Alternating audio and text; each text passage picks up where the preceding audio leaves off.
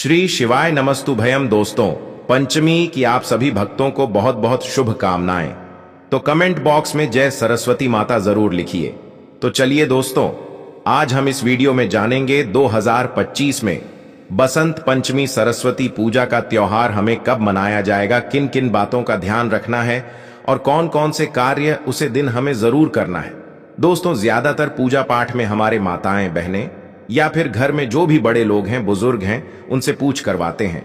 लेकिन साल में एक बार पढ़ने वाली बसंत पंचमी है जो कि बच्चों के लिए है। इस बसंत पंचमी से बच्चों का भविष्य उज्जवल होता है, इसीलिए इस बसंत पंचमी की पूजा बच्चों से ही करवानी चाहिए। और इस वीडियो में हम कुछ आपको ऐसे कार्य बताएंगे जो आपको अपने घर में बच्चों द्वारा ही करवाना है, और यह भी जानेंगे कि बसंत पंचमी के दिन हमें वे कौन कौन से कार्य है जो हमें बिल्कुल भी नहीं करना है। तो चलिए, वक्त तो जानते हैं, पंचमी तिथि कब से प्रारंभ हो रही है, कब समाप्त हो रही है। बहुत सारी महत्वपूर्ण बातें आज हम इस वीडियो में बताएंगे। अगर आपको हमारा वीडियो पसंद आता है तो प्लीज आप हमारे चैनल को सब्सक्राइब कर दीजिएगा, बेल आइकन को प्रेस कर दीजिएगा, जिससे कि हमारे आने वाली वीडियो के नए नोटिफिकेशन आप सभी के पास सबसे पहले पहुंच। चलिए शुरू करते हैं और सभी महत्वपूर्ण बातें जान लेते हैं। तो सबसे पहले दोस्तों, आपको बता दें कि लोगों के अंदर जैसे लोग विचार विमर्श में लगे हैं। कुछ लोग 3 फरवरी को मना रहे हैं सरस्वती पूजा वसंत पंचमी, और कुछ लोग 2 फरवरी को मना रहे हैं बसंत पंचमी सरस्वती पूजा।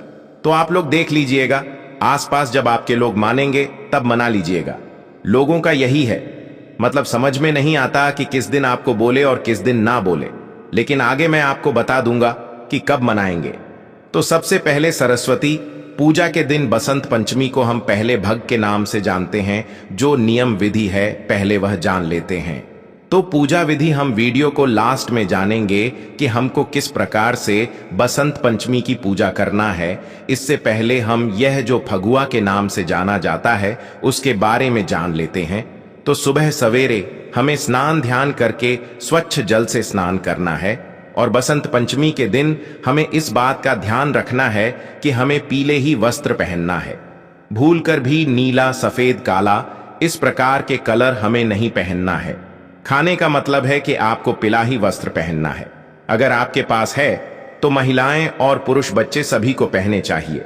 उसके बाद आप माता की मूर्ति भी आप लोग लाकर रख सकते हैं, पहले ही ले लीजिएगा। और मान लीजिए जो लोग रविवार को तो नहीं खरीदते हैं मिट्टी की मूर्ति वगैरह, तो आप लोग पहले ही खरीद लीजिएगा, क्योंकि इस बार जो बसंत पंचमी पड़ रही है वह सोमवार के दिन पड़ रही है। अगर आप एक दिन पहले खरीदेंगे तो रविवार है, तो रविवार के दिन मूर्ति खरीदना शुभ नहीं माना जाता, इसलिए आपको रविवार के और पहले मूर्ति खरीद लेना है। दोस्तों, एक बात का आपको बहुत जरूरी ही ध्यान रखना है कि मूर्ति खरीदते समय आपको किन किन बातों का ध्यान रखना। देखिए, बैठी हुई आसान में मुद्रा में हमें मूर्ति लेनी है, और खड़ी मूर्ति नाल, बहुत लंबी मूर्ति नल, और माता अगर पुष्प पर जैसे अपने हंस पर विराजमान है वही आपको लेनी चाहिए।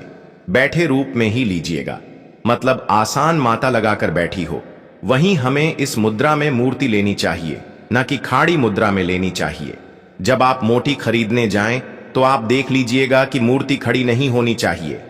खड़े मूर्ति घर में लाना सही नहीं होता है, तो आप माता की बेटी हुई मूर्ति ही घर में लेकर आना है, वह भी बसंत पंचमी के दिन, क्योंकि सालों भर देवी देवता खड़े रहते हैं, इसलिए हमें बैठी हुई मूर्ति ही लेनी चाहिए। जो भी पुरुष लोग बहुत कम ध्यान देते, महिला इन बातों का ध्यान जरूर रखें, और कुछ लोगों के ध्यान से निकल जाता है।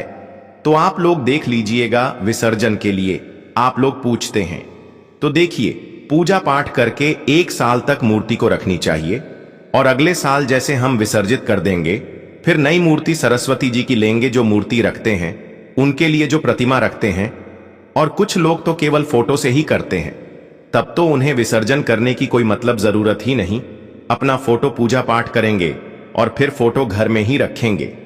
लेकिन मूर्ति आपको पूजा पाठ करके कुछ लोग विसर्जन तुरंत कर देते हैं 2-4 दिन रखने के बाद, और कुछ लोग जैसे पूरे साल रखते हैं और अगले साल नई मूर्ति लाते हैं, और फिर जो है पुरानी मूर्ति का विसर्जित कर देते हैं। तो आप यह नियम अपने घर का आप लोग देख लीजिएगा, लेकिन 1 साल रखनी चाहिए।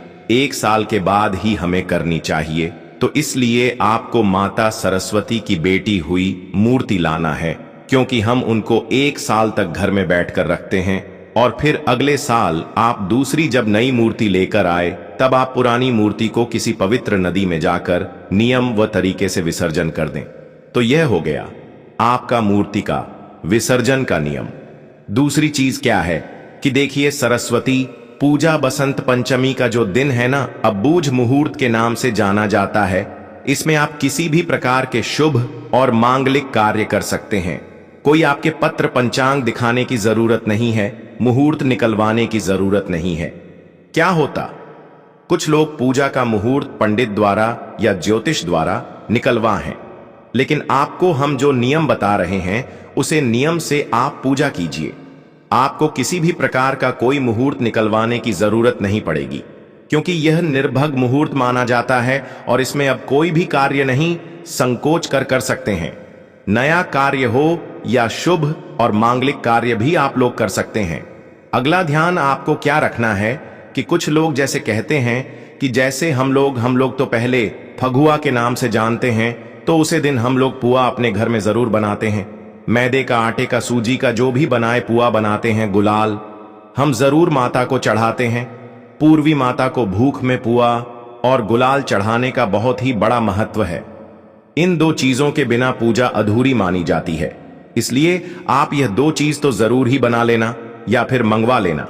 अबीर जिसको कहते हैं, अबीर और धन, 3 चीज माता को जरूर चढ़ती है। पूरा नारियल और गाड़ी छुहारा भी ले सकते हैं। अबीर और आपका जो धन, यह 3 चीज आपको जरूर चढ़ने हैं। कुछ लोग जैसे आम के मोजर भी चढ़ाते हैं, कुछ लोगों के चढ़ता है तो आपको मिल जाता है तो जरूर चढ़ाएं, और नहीं मिलता है तो यह जो भी मिल जाता है उसी से आपको पूजा पाठ करनी है। यह क्लियर हो गया। दूसरी चीज क्या है कि बच्चों से उसे दिन आप लोग पूजा जरूर करवाइए, क्योंकि बच्चे ही माता की पूजा करते विद्या की देवी मानी जाती है, बुद्धि की देवी मां मानी जाती है।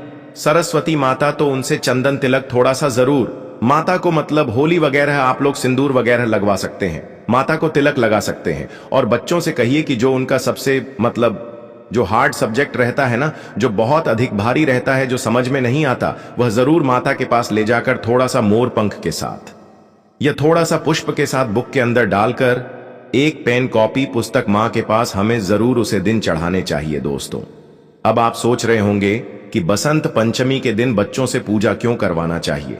हमारे कहने का मतलब है कि अगर आप इस दिन बच्चों से पूजा करवाते हैं तो उनके अंदर विद्या माता का आशीर्वाद होगा और उनकी बुद्धि तीव्र हो जाएगी। क्या होता है, जो बुजुर्ग होते हैं, घर में बड़े होते हैं या फिर माता पिता है, वह लोग तो पढ़ाई वगैरह करते नहीं है, लेकिन वह अपने बच्चों को बहुत बड़ा बनाने का सोचते हैं, उनके बुद्धि का विकास करने की सोचते हैं। तो इसीलिए आपको इस दिन बच्चों से ही पूजा करवानी चाहिए। बच्चे भी भगवान का ही रूप है। अगर आपके घर में बच्चे नहीं हैं तो फिर आप पूजा कर सकते हैं। दोस्तों, एक बात का ध्यान रखें कि बसंत पंचमी के दिन हमें विद्या माता को हमें आराम देना चाहिए। उसे दिन हमें पढ़ाई नहीं करनी चाहिए। इस बात का भी आप लोग ध्यान रखिएगा। अब दोस्तों, आप सोच रहे होंगे कि हमने ऐसा क्यों बोला है। हमारे कहने का मतलब है कि हम सालों साल पढ़ाई करते हैं, हमारे बच्चे पढ़ाई करते हैं। अगर साल में वह एक दिन विद्या माता को आराम करने देंगे तो माता अत्यंत प्रसन्न होती है और बच्चों की बुद्धि भी तीव्र होती है। इसके अलावा छोटे बच्चों का आप अन्य प्रश्न वगैरह उसे दिन करवा सकते हैं, जब पर उनके जीवन पर हम जैसे शहद से ओम लिख सकते हैं। तो यह सभी कार्य सरस्वती पूजा के दिन अबूझ मुहूर्त में कर सकते हैं।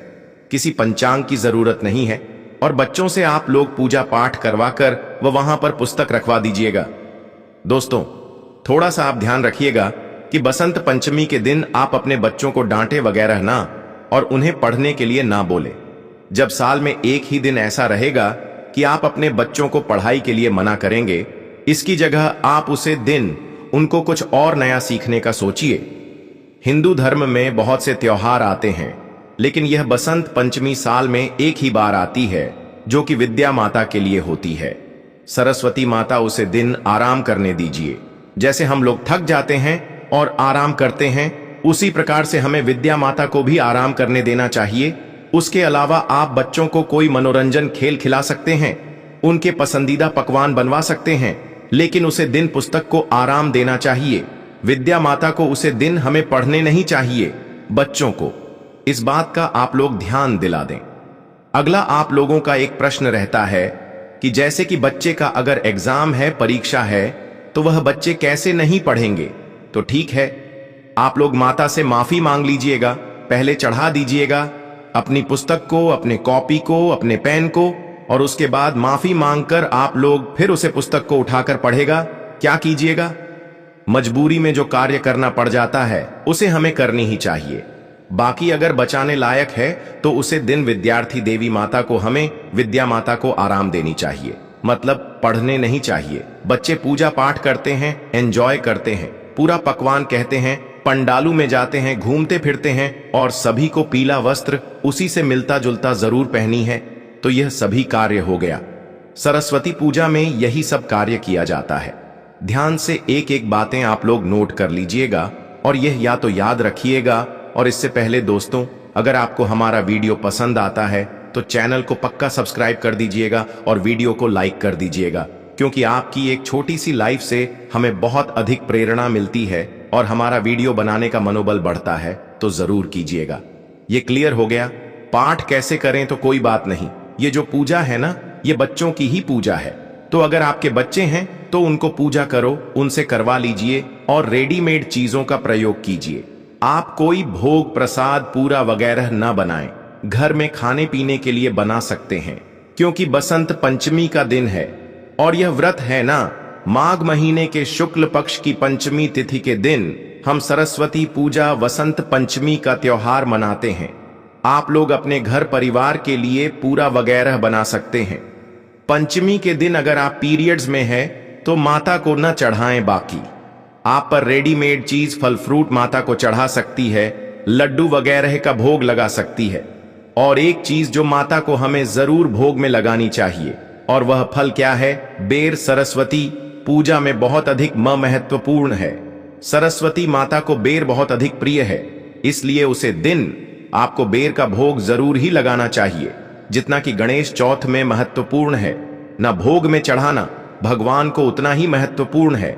सरस्वती पूजा में बेर का होना तो अगर आपको मिल जाता है आसानी से, कोई भी वर 2-4 ही लाइए केवल पूजा के लिए, लेकिन जरूर लेगा। बाकी फल साइड से आप लोग रख सकते हैं, लेकिन बेर के बिना माता की पूजा अधूरी मानी जाती है, तो जरूर हमें बेर चढ़ाने चाहिए सरस्वती माता को। और बाकी अब साइड से धन हो गया, आम का मोजर हो गया, या और भी जो फल फ्रूट कला से संतरा आप चाहे तो चढ़ा सकते हैं। पीला आसान से हमें माता को विराजमान करनी है, पीला कपड़ा उठानी है और पीले चीजों का ही प्रयोग करनी है, खुद भी पहनना है। माता को भी जो वस्त्र देते हैं पिलाई खरीदे और इस पर हम माता को चढ़ाकर धूप अगरबत्ती दिया, कलश चाहे तो कलश में रख सकते हैं। यह सभी चीजों के साथ, फ्रूट के साथ, सिंदूर चंदन के तिलक के साथ, सिंदूर तिलक के साथ हम माता की पूजा करेंगे, आरती करेंगे, और इस विधि से हम सरस्वती माता को प्रसन्न करना चाहते हैं। पूरा वगैरह चढ़ाते हैं और है माता हमारे बच्चों के ऊपर, हम हमारे घर परिवार के ऊपर अपना आशीर्वाद बनाकर रखें। माता से हमें प्रार्थना करने की है। माता के विद्या देने वाली माता को, सरस्वती माता को ही मानते हैं। बुद्धि विद्या हमारे बच्चों में कूट कूट कर भरी है कि थोड़ा सा बच पढ़ाई लिखाई पर ध्यान दें, बुद्धिमान बने, समझदार बने। तो यह सब तो हम भगवान से चाहते हैं। तो माता से हमें हाथ जोड़कर प्रार्थना करना है, प्रणाम करना है, और जितने नियम विधि आपको बताया है सभी कार्य आपको करने। आप तो चलिए आगे जान लेते हैं। सरस्वती पूजा का त्योहार हमें कब मनाना है, तो आपको बता दूं कि सरस्वती पूजा का त्योहार हम लोग जैसे 3 फरवरी को मनाएंगे। दिन है सोमवार। सोमवार के दिन हम बस पंचमी का त्योहार मनाएंगे, और कुछ लोग जैसे 2 तारीख को भी मना रहे हैं, तो आप अपना देख लीजिएगा। वैसे तो हिंदू पंचांग के अनुसार आपको हम बताते हैं कि बसंत पंचमी का त्योहार किस दिन, शुभ मुहूर्त, तारीख, पूजा विधि का शुभ समय क्या हुआ, तो वीडियो के अंत तक बने रहे। तो चलिए दोस्तों जानते हैं। हिंदू कैलेंडर के अनुसार बसंत पंचमी का त्योहार 2025 में बसंत पंचमी 3 फरवरी को मनाई जाएगी। कुछ लोग हैं जो कि 2 फरवरी को ही मान लेते हैं। वैसे हिंदू कैलेंडर के अनुसार 3 फरवरी को बसंत पंचमी का त्योहार हिंदू धर्म में बड़े धूमधाम से मनाया जाएगा। बसंत पंचमी का त्योहार भारतीय कैलेंडर के अनुसार माघ महीने के शुक्ल पक्ष की 5वीं तिथि को मनाया जाता है। यह खास तौर पर सरस्वती पूजा के रूप में मनाया जाता है और बसंत रथ की शुरुआत का प्रतीक भी है। इस दिन लोग विशेष रूप से विद्या की देवी सरस्वती की पूजा करते हैं और पीले रंग के कपड़े पहनने की परंपरा है जो बसंत रथ के रंग को दर्शाता है और यह दिन विशेष रूप से सरस्वती पूजा के रूप में मनाया जाता है। सरस्वती पूजा का उद्देश्य विद्या, ज्ञान और कला की देवी सरस्वती की पूजा करना होता है। तो दोस्तों, वीडियो में आगे बढ़ने से पहले कमेंट बॉक्स में सच्चे दिल से लिखें जय मां सरस्वती। तो चलिए दोस्तों, आप जानते हैं कि बसंत पंचमी की पूजा विधि क्या होनी चाहिए, हमें किस प्रकार से वसंत पंचमी की पूजा करनी है। यह सब हम आपको बड़ी बड़ी से बताएंगे, तो वीडियो के अंत तक बन रहे हैं ना। तो चलिए दोस्तों, जानते हैं। नंबर 1 है साफ सफाई। पूजा स्थल को अच्छी तरह से साफ करें। घर के मंदिर या पूजा स्थल को स्वच्छ करें। उस स्थान को साफ करें जिस स्थान पर आप माता सरस्वती जी की पूजा करेंगे। इसके बाद आपको क्या करना है कि इस दिन पीले रंग के वस्त्र पहनने की पर है, क्योंकि पीला रंग बसंत राथु का प्रतीक है। इसलिए हमें पसंद हेतु का स्वागत पीले वस्त्र पहनकर करना चाहिए। पीले वस्त्र आपको आसानी से उपलब्ध हो जाएंगे या फिर आपके पास पहले से ही होंगे। जरूरी नहीं कि आप उसे दिन नहीं, बस 3 पहने। आप पुराने जो वस्त्र हैं उनको साफ करके स्त्री वगैरह करके पहन सकते हैं। आसनों की व्यवस्था। पूजा के लिए साफ और पवित्र आसन बिछाए। खास तौर पर पीले या सफेद रंग के आसन का उपयोग किया जाता है। पवित्रता। स्नान करने के बाद शुद्ध होकर पूजा करें। तो दोस्तों, इस दिन आपको पवित्रता का विशेष रूप से ध्यान रखना है।